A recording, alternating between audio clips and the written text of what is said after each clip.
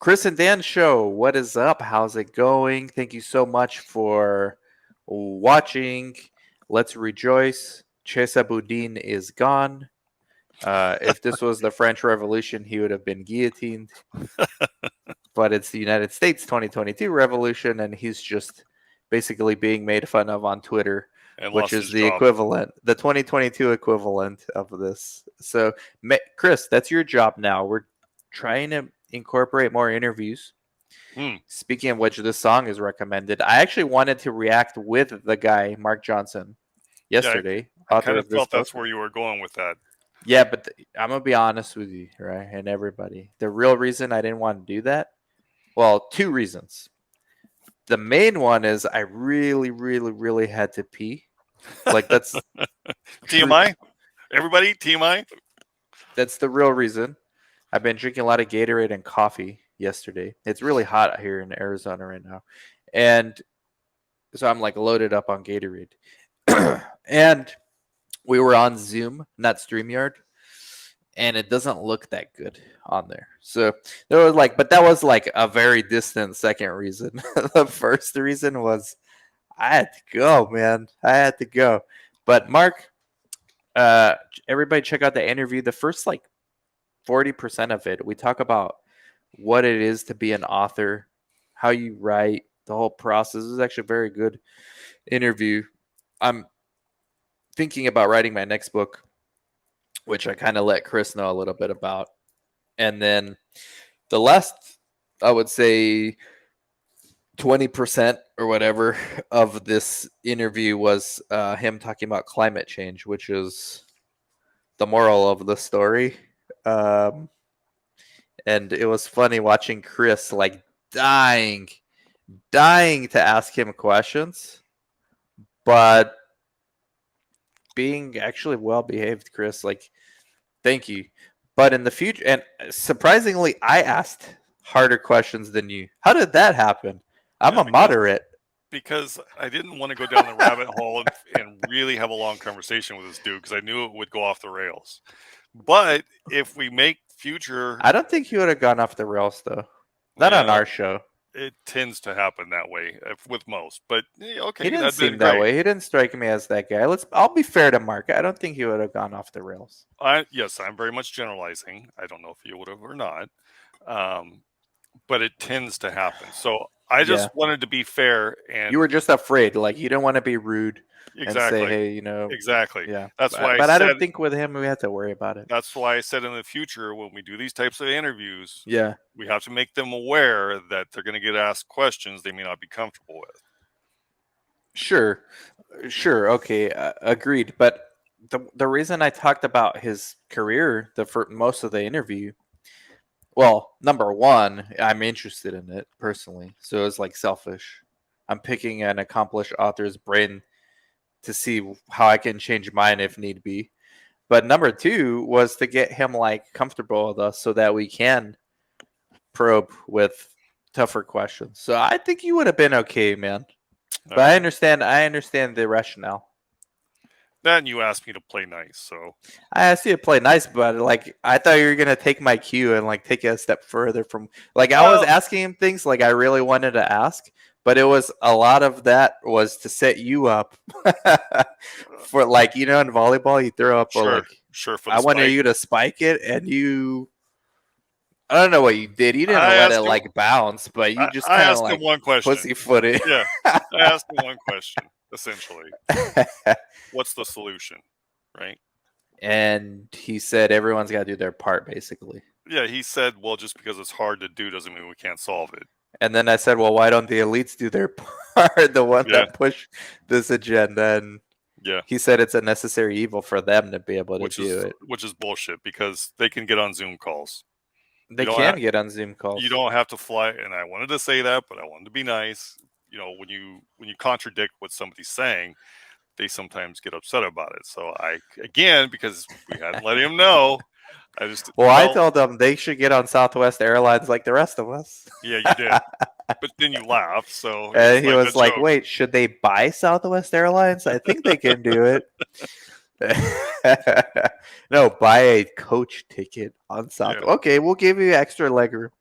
You're a Yep. billionaire. You can You have the could get business the class. You extra get the leg business room. class.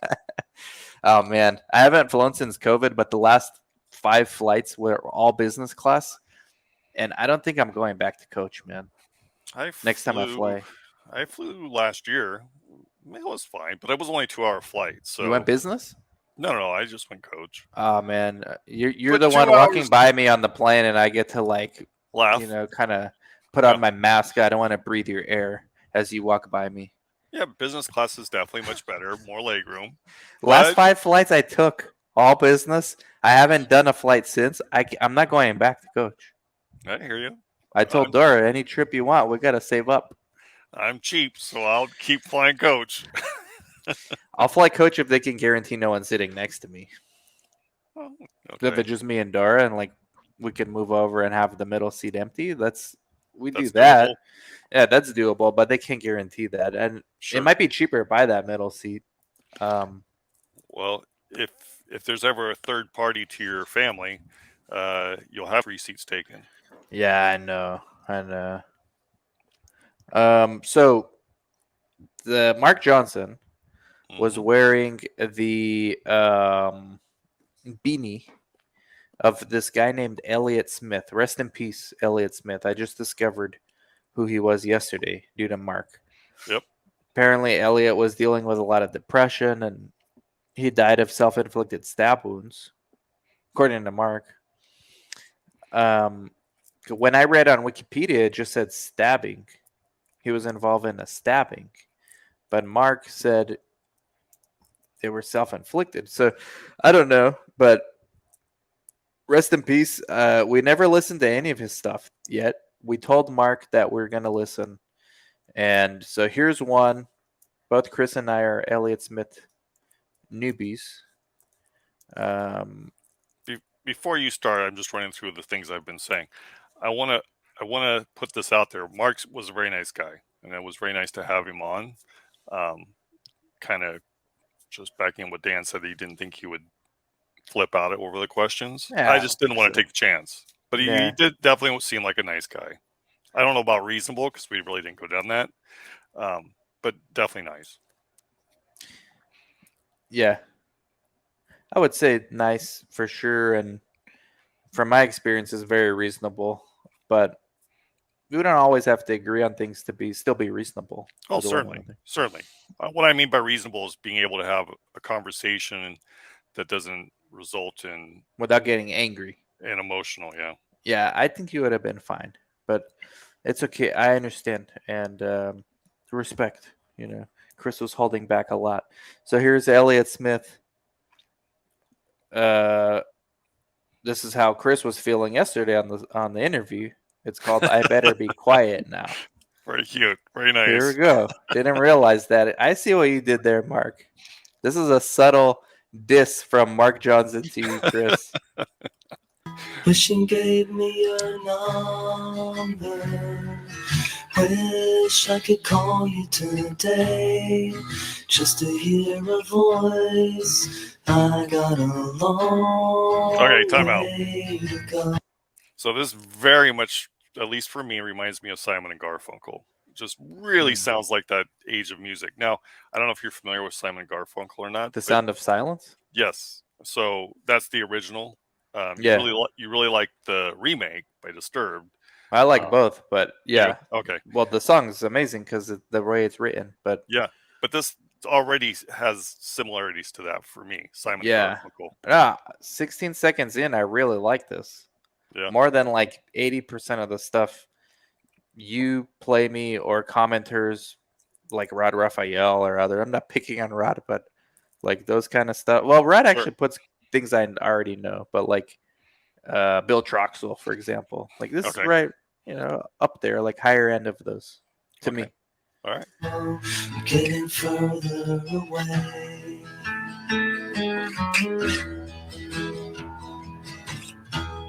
If I didn't know the difference, living alone would probably be okay. It wouldn't be lonely. I got a long way to go. I'm getting further away.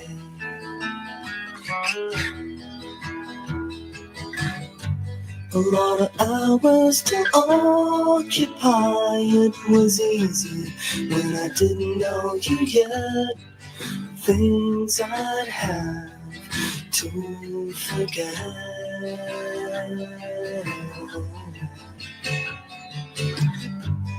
But I better be quiet now. I'm tired of wasting my breath, carrying on, getting upset.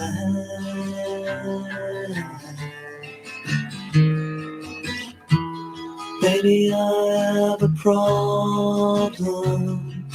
That's not what I wanted to say. I prefer to say nothing. I got a long way to go. I'm getting further away.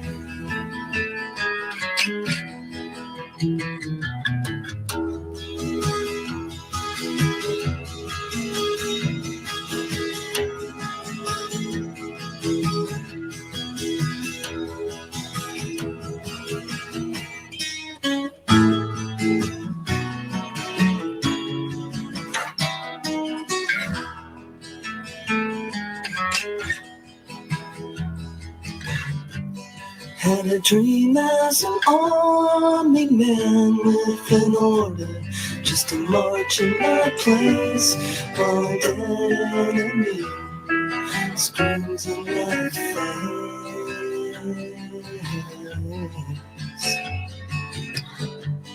But I better be quiet now. I'm tired of wasting my breath, carrying on, not over it yet.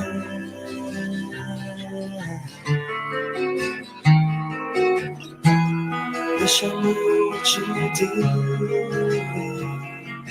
why you wanna do it this way, so I can't go the distance. I got a long way to go, I'm getting further away. I got a long way to go, I'm getting further away. That's a bar. I got a long way to go getting further away. Damn. Tell us how you really feel. That was good. Surprisingly good. Um, So what's better, that or Sound of Silence? Are you kidding me?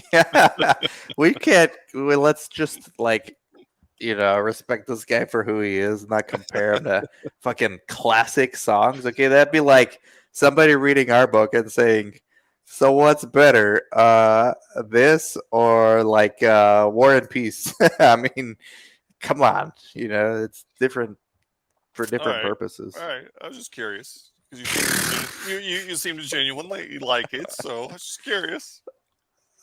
Yeah, I do genuinely like it. I think knowing what happened to him makes one, at least me, want to pay attention more, because a lot of times you can hear like Sure. in their lyrics like the sadness or depression in their voice. yeah, Tupac had the same thing. Like in his case, it was more paranoia, and it turned Sure. out to be true. Yeah, you should rightfully be paranoid. Yeah, and most of his songs are about that. And Right. and this guy, it sounds like most of his songs are about like feeling depressed, and Yeah. looks like that had a lot to do with the struggle. The Yeah, struggle. the struggle. Whatever it might be with. Yeah, it was a struggle. Yeah. What did you think? It's awfully depressing. The song. I know. And I have a soft spot in my heart for those. I know you do. And you know why? Because everyone feels like that at some point. Certainly. It's just, how do you know if everyone? I think every artist has a song like this in them, but then how do you know the ones that really struggle with it versus the ones that? So here's the question, which I mean, I know and it's personal, but I know the answer for myself. Do you prefer to listen to depressing songs when you're blue, sad, depressed? Or do you prefer the opposite, something that might pick you up? No, yeah, I prefer the music to match my mood. Yeah, me too. And I wonder if most do. Well, let us know in the comments. Do most prefer? Yeah, that's a good question, actually. Wow, we can do an hour-long podcast on that with a musician. Yeah. So I think a musician would be the wrong one to ask because they're not. We need to ask normal people. So yeah, in the comments is better. yeah, because what musicians do is they'll touch on something that occurred at some point in their life. It's not how they're currently feeling. Yeah, and They'll use that musicians as they're inspiration. biased because they're trying to elicit emotions from people. Exactly. But yeah, oh yeah, very good. I tend to match the music to my mood. Me too. Me too. But if I'm like, there's been a couple times in my life where I can recall where I was super depressed, and I would play depressing songs, and it would like make me almost suicidal. Yeah. So I couldn't play those songs then. I was Well, too depressed. I think we're normal, more or less. But like, if somebody like major depressive disorder, Mhm. or somebody who's bipolar, like my mom, for example, Yeah. you know, she goes through periods of mania, and the older she gets, the longer the depressive periods are compared to mania. She does not like depressive music at all. Yeah. So I That's think not, it's like correlated to the extent and the duration of your mood. yeah. Something severe probably is not. It's unmanageable. Yeah. However, somebody who's extended like manic, they just continue to go manic. They would probably, I would say most of them would not want to hear depressive music either. Yeah. They want pick me up. Yeah. They want cocaine. Yeah. Essentially. Yeah. Yeah. Interesting though. Let us know in the comments, guys. Like, subscribe, comment, share. Let us know what you're thinking. Rest in Yep. peace, Elliott Smith. Bye bye.